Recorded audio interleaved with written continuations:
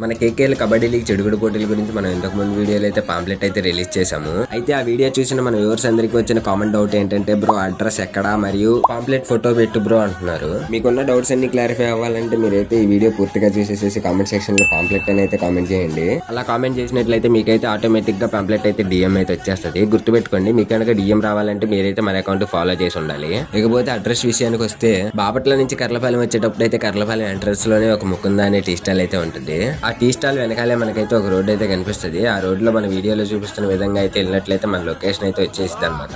మన కేకేఎల్ చెడుగుడు టోర్నమెంట్ వచ్చేసి అన్వెంచర్లు అయితే నిర్వహించబోతున్నారు. ఇకపోతే మన రేపల్లి వైపు నుంచి వచ్చేటప్పుడు అయితే మన కర్లపాలెం రాగానే ఇండియన్ ఆయిల్ బంక్ అయితే కనిపిస్తుంది.